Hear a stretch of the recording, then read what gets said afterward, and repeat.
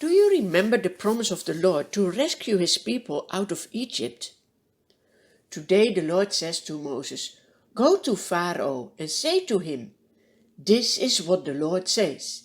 Let my people go so that they may worship me. If you refuse to let them go, I will send a plague of frogs on your whole country.'" Again, the Lord first gives a warning before he gives Pharaoh and his people a punishment. Will he listen? No, he doesn't. Then the Lord says to Moses, "Tell Aaron, stretch out your hand with your staff over all the streams and the river in Egypt.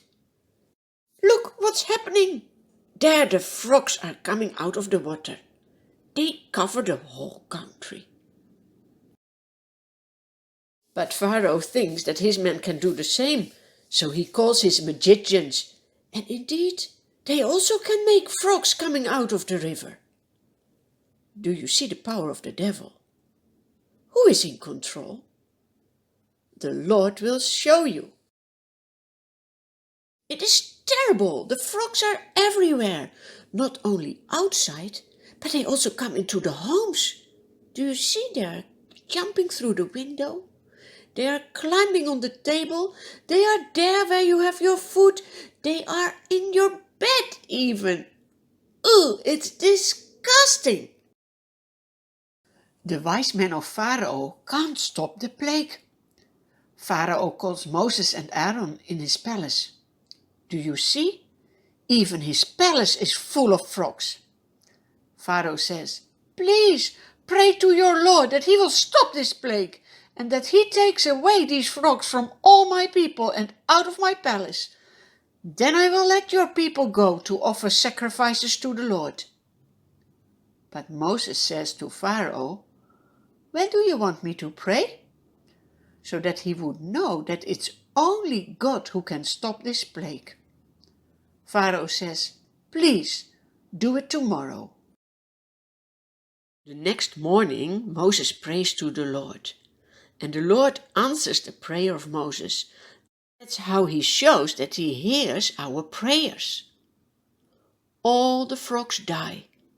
The people sweep them out of their homes, they pile them up, and the whole country is smelling so bad. But when the plague is over, Pharaoh changes his heart, and he doesn't want the people to go like the Lord has asked him. Disobeying the Lord is asking for problems. Then the Lord says to Moses, "Tell Aaron, stretch out your staff and strike the dust of the ground. And throughout the land of Egypt, the dust will become mosquitoes." Imagine so many mosquitoes. They bite you. It's real not nice. The magicians tried to produce mosquitoes as well by their secret arts, but they couldn't. Then they say to King Pharaoh, "This is the finger of God." They realize that God is almighty and has more power than they have or than the devil has. But Pharaoh doesn't listen, just as the Lord had said already that he would do. Do you see that God knows everything? God shows his power so that the people will acknowledge him and honor him. That's what God does nowadays as well. He shows who he is, and you look around yourself in the creation, you see his power. Or you see it in your own life when he answers your prayers. Give him always the glory for who he is.